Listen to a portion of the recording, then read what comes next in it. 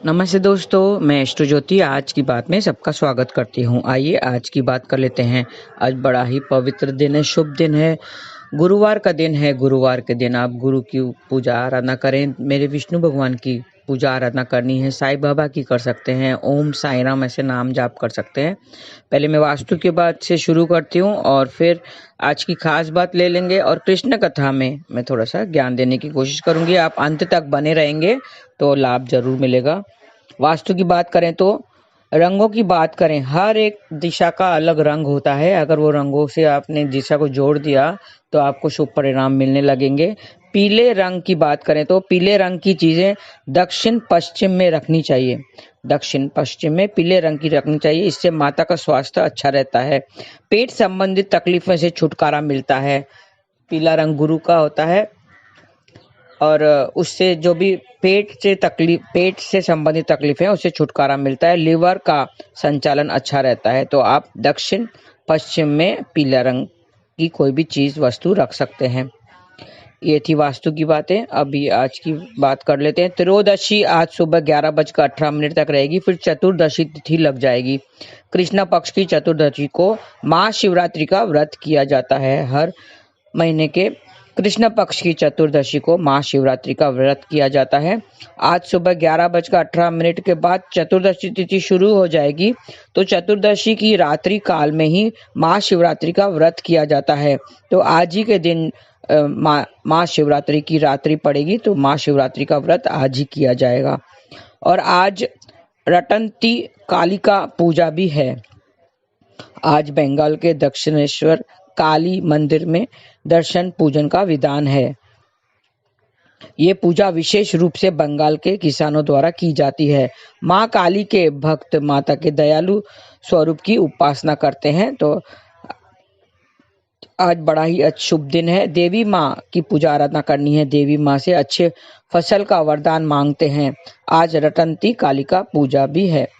आज रात 11:09 तक सिद्धि योग रहेगा। सिद्धि पाने और प्रभु नाम जपने के लिए आज का दिन बहुत ही शुभ है। सिद्धि योग बहुत अच्छा होता है।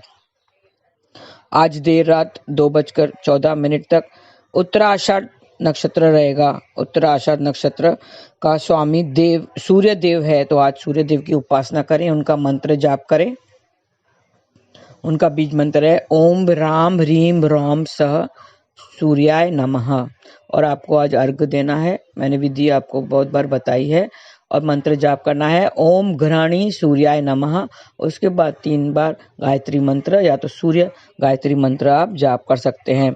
इस नक्षत्र का संबंध कटहल के पेड़ से बताया गया है। तो कटहल का पेड़ आप किधर दिखे तो उसे प्रणाम कीजिए, उसकी उपासना कीजिए। अगर कहीं आसपास कटहल का पेड़ नहीं है तो इंटरनेट से फोटो लेकर आप उसकी प्रणाम कर सकते हैं और उसे किसी प्रकार का नुकसान नहीं पहुंचाना है। आज के दिन कटहल के पेड़ की पूजा करनी चाहिए। ऐसा करने से आपको शुभ फलों की प्राप्ति होगी। ऐसे रुकावटों से छुटकारा पाने के लिए शिवे भक्ति शिवे भक्ति शिवे भक्ति वे अन्यथा शरणम नास्ते तुम्हें शरणम ममम। ये ऐसा मंत्र आपको जाप करना है। तो जो भी रुकावटें आ रही है उसे छुटकारा मिलेगा। और कुछ इस नक्षत्र और आज के जो तिथि चतुर्थी तिथि के उपलक्ष्य में थोड़े से उपाय हैं, वो आप कर लीजिए। शिव जी की आज पूजा आराधना करनी है तो उसके उपाय मैं बता देती हूँ। बेल पत्तों से भगवान का पूजन करना चाहिए तो कार्य में शुभ फल मिलेगा। शिवलिंग पर 5 बेल पत्र चढ़ाएं और ओम नमः शिवाय का जाप करते रहें। काली कुंजा के 11 दाने शिव जी को स्पर्श कराएं और जीवन साथी को संभाल कर रखने के लिए रख दे दें। तो उनके बिजनेस में तरक्की होगी। सफेद फूल लेकर बच्चों के हाथ से स्पर्श कराएं। हो सके तो माला बना ले या खुद वो माला बनाए तो बहुत ही शुभ होगा। माला बनाकर भगवान शिव को चढ़ाएं तो बच्चों का जीवन में खुशहाली छाएगी। 3 मुखी रुद्राक्ष की पूजा करके गले में धारण कर दें तो आपकी आर्थिक स्थिति मजबूत रहेगी। आज शाम के समय पंचोपचार के साथ पूजा करें। शाम के वक्त ये रात्रि की पूजा होती है, व्रत होता है। जो चतुर्दशी तिथि है उसकी पूजा आज रात में की जाती है, शाम संध्या के समय। घर के सामने से थोड़ी सी मिट्टी लाएं। अगर आपके पड़ोसन से सामंजस्य नहीं बन रहा है, अनबन रहती है, तो उनके घर के सामने से थोड़ी सी मिट्टी लाएं और उस मिट्टी को आप मंदिर में रखें और फिर थोड़ी देर मंत्र जाप करें और उस मिट्टी को वापस वहीं रखाएं जहाँ से आपने उठाई थी। तो आपके जो पड़ोसन के असमंजस है वो सब दूर हो जाएंगे। आपके परिजन एक नींबू पर काले रंग से क्लीन लिखें और उसके ऊपर से 7 बार वार लें। अगर नजर दोष लगा हुआ है तो नींबू को 2 टुकड़े काटे, उस पर क्लीन लिखें और 7 बार उसके ऊपर से वार दें। नींबू के बीच से 2 भाग कर दें। पूरी तरह कटना नहीं चाहिए, इसे थोड़ा अलग कर दें। नींबू पूरी तरह से अलग नहीं होना चाहिए। घर से बाहर किसी निर्जन स्थान पर फेंक दें। वो अपने आप को जिसकी नज़र लगी हुई है उसको ऊपर से वार दें 7 बार। 6 बार क्लॉकवाइज और 1 बार एंटी क्लॉकवाइज वारना है और फिर उसको किसी निर्जन स्थान पर फेंक देना है। और आज महामृत्युंजय का मंत्र जाप करना है तो आपके स्वास्थ्य बेहतर होंगे। महामृत्युंजय का जप आपको पता होगा, ओम त्र्यंबकम यजामहे सुगंधित पुष्टिवर्धनम उर्वारुकमिव बंधनात् मृत्यु मोक्षीय मामृतात्। ऐसे आपको जाप करना है। आपको अगर नहीं आता है तो आप YouTube से आप सुन सकते हैं। तो आज आप ये करने से 11 बार आपको करना है तो आपके स्वास्थ्य में बेहतरी आएगी। महामृत्युंजय मंत्र स्वास्थ्य के लिए बहुत ही अच्छा है। शिव मंदिर में पुजारी के पैर छूकर आशीर्वाद देना है तो कैरियर में खूब सफलता मिलेगी। उन्हें दक्षिणा स्वरूप कुछ भेंट भी करना चाहिए।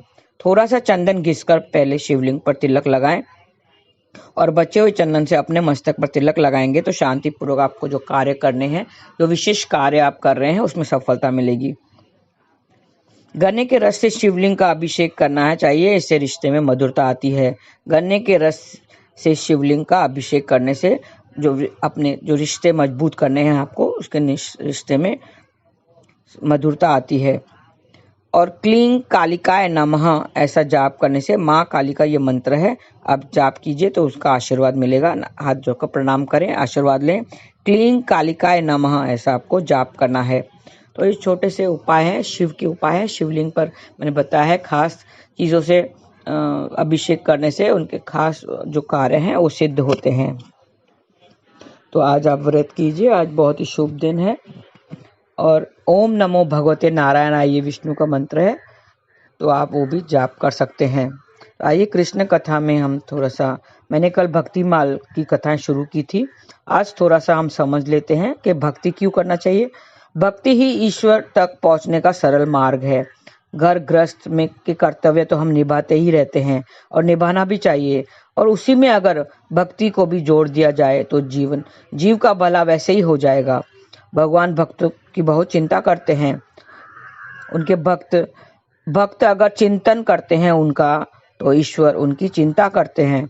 हाँ, अगर हम उनके चिंतन में, मैंने कल एक कथा बताई थी भक्त की, अगर हम उनके चिंतन करते हैं तो ईश्वर हमारी चिंता करते रहते हैं। जैसे पांडवों की करते थे, पांडव सदा कृष्ण को अपने पास रखते थे, कुछ भी सुझाव कृष्ण से लेते थे। पांडव जो हस्तिनापुर में रहते थे, उनके बाद उनको 12 वर्ष का वनवास मिला था, फिर भी कृष्ण ने उन्हें इंद्रप्रस्थ बनाकर दे दिया था, तो इंद्रप्रस्थ में रहने लगे थे। बच्चे के जीवन की जड़ होती है उसकी माँ, बच्चे के जीवन की जड़ होती है उसकी माँ। वैसे ही पांडवों के लिए उनकी माँ के संस्कार, उनके अंदर उनकी माँ के संस्कार थे, उनकी माँ ने उनको संस्कार दिए थे। इसके लिए वो चुपचाप जो भी होता था वो सहन कर लेते थे, धर्म के अगेंस्ट नहीं जाते थे। सब कहते हैं कि तुमने क्या सिखाया बच्चों को। माँ को ही हमेशा तिरस्कार मिलता है, माँ के ऊपर ही आता है। पिता का भी हाथ होता है उसमें, बच्चे के पालने में, लेकिन माँ के ऊपर इल्जाम लगता है, ये तुमने क्या सिखाया बच्चे को, कुछ सिखाया है कि नहीं। पिता भी कहता है कि बच्चा इतना बिगड़ गया है, क्या सिखाया है उसको। इतना ही नहीं कि ससुराल में जब बेटी जाती है, कुछ ऊंच नीच हो जाता है, तो सास कहती है तुम्हारी माँ ने क्या सिखाकर भेजा है, कुछ सिखाया है कि नहीं। तो माँ के ऊपर सारा इल्जाम आ जाता है। सुनना तो माँ को ही पड़ता है। माँ बच्चे को बहुत समझाती है, लेकिन बच्चे के पूर्व संस्कार भी उसको ऐसे बना देते हैं, इस जन्म में उसका असर होता है। हाँ, पूर्व जन्म के संस्कारों का भी इस जन्म में असर होता है। पूर्व के संस्कार का इस जन्म में बहुत असर होता है। गुरु का भी बहुत रोल होता है इसमें। गुरु भी बहुत ज़्यादा अच्छा रोल प्ले करता है इसमें बच्चे को संस्कार बनाने में। गुरु अच्छे वचन सिखाता है। अगर अपने करीबी का भी असर पड़ता है, अपने आसपास जो रहते हैं उन करीबी लोगों का भी असर होता है। जैसे कौरवों को बिगाड़ने वाला कौन था? कौरवों को बिगाड़ने वाला शकुनी मामा था, जिसका दुर्योधन पर बहुत ज्यादा असर पड़ा था। अगर शकुनी मामा नहीं होते अगर शकुनी मामा नहीं होते तो कौरव कुछ तो अच्छे होते। पूर्व के संस्कार भी हमें इस जन्म में बुराई की ओर लेकर जाते हैं। आजकल बेटियां जैसे चलती हैं, पहनती हैं, वो तो देखा ही होगा आपने। वो माँ को सीधा जवाब देती हैं, वो कहती हैं मुझे तुम मत सिखाओ मुझे क्या पहनना चाहिए, क्या खाना चाहिए। मुझे अच्छे से पता है, मुझे जो अच्छा लगेगा वो मैं पहनूंगी। और कुछ भी कपड़े, आजकल के जो कपड़े पहनते हैं वो तो आपने देखा ही होगा, छोटे छोटे कपड़े पहनने लग गए हैं। ऐसा नहीं है कि बाप को अच्छा लगता है, बाप नहीं रोकता है उसको, बाप भी रोकता है, माँ भी रोकती है कितना समझाने के बाद भी, लेकिन वो नहीं सुनते हैं। आजकल बच्चे सब उल्टा जवाब दे देते हैं, माँ बाप का आदर नहीं करते हैं। उसका संगति का भी कुछ तो असर होता है उनमें। हमें अपनी संगति का भी ध्यान रखना चाहिए। अच्छी संगति हो तो अच्छा सब हम अच्छे संस्कार सीख लेते हैं। अगर कुसंग मिलता है तो हमारा व्यवहार भी वैसा ही हो जाता है। दुर्योधन को बिगाड़ने के लिए हाथ पूरा शकुनी मामा का था। और दुर्योधन को भी तो बिगड़ना था। उसके पूर्व जन्म के संस्कार भी ऐसे ही थे, इसके लिए उसको बिगड़ना था, इसके लिए वो जल्दी बिगड़ गया। आज का दौर कुछ ऐसे ही है। आज का दौर कलयुगी दौर है, अच्छा दौर नहीं है आजकल का दौर। आजकल बच्चे धर्म से दूर हो रहे हैं, भक्ति से दूर हो रहे हैं। लेकिन अगर अमेरिका में देखा जाए, अमेरिका में जो यहाँ के जो लोग अमेरिका में रहते हैं, वो लोग अब भी अपने बच्चों का नाम, अगर लड़की होती है तो उसका नाम सिया रखते हैं, और अगर बेटा होता है तो उसका नाम केशव रखते हैं। मैंने एक देखा है, एक दंपति जी को देखा है कि जिनने अपनी बेटी का नाम सिया रखा है। सिया मतलब सीता, जय सिया राम ऐसे बोलते हैं ना। सिया मतलब सीता, सीता माता। उनने वहाँ पंडित भी होते हैं जो उनको श्लोक भी सिखाते हैं। आजकल लोग श्लोक वगैरह सब सीखते हैं, तो यहाँ क्यों नहीं? भारत में ये सब अपने मन से सब निकल गया है, धीरे धीरे निकलता जा रहा है। कलयुगी दौर का असर यहाँ पे हो रहा है। इंसान को सत्संग के साए में रहना चाहिए। इंसान को सत्संग के साए में रहना चाहिए, वो साया हमें कलयुग की धूप से बचाएगा। गुरु की बहुत जरूरत है आजकल, गुरु करना चाहिए। गुरु हमें अच्छी संगति, अच्छी सीख देता है और हमें ईश्वर के करीब पहुंचाता है। हम गर्भग्रस्त के लोग हैं, तो एक कान में नहीं रह सकते। हमें बोले एक कान में हम नहीं रह सकते हैं। जितना हो सके हमें संतों का और साधुओं का संग करना चाहिए। घर के सब कर्तव्य तो निभाने ही हैं। घर के ऐसा नहीं कि हम बोलते हैं कि आप जाके जंगलों में जाके आप नाम जाप करो और पूजा पाठ करो, नहीं, ऐसा नहीं है। घर के सारे कर्तव्य निभाने हैं, चाहे माँ का कर्तव्य हो, बेटी का हो, बेटे का हो, कोई भी रिश्ता हो, वो तो रिश्ते हमें निभाने ही हैं। और उनके साथ साथ हमने भक्ति का साया भी साथ में रखना है। भक्ति का साया होगा, हमारे साथ होगा, तो हमें कलयुग की धूप नहीं लगेगी, कलयुग से धूप से बचाएगा वो। हमें नाम जाप करना चाहिए।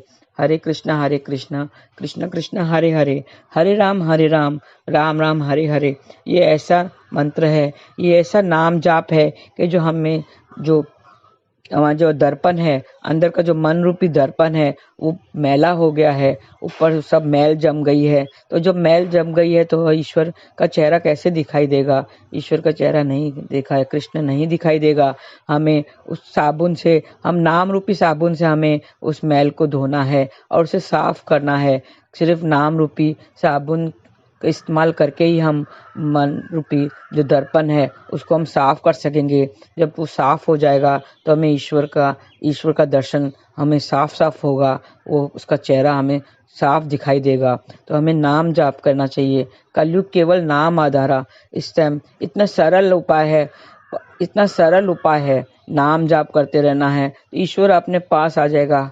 कहा है ना कि हम चिंतन करेंगे। अगर भक्त चिंतन करता है तो ईश्वर भी उसकी चिंता करता है। तो हमें नाम जाप का सहारा लेकर हमें ईश्वर को अपने पास रखना है, तो दुख, चिंता, अहंकार, मोह, माया सब निकल जाएगा और हमारा मन एकदम साफ हो जाएगा।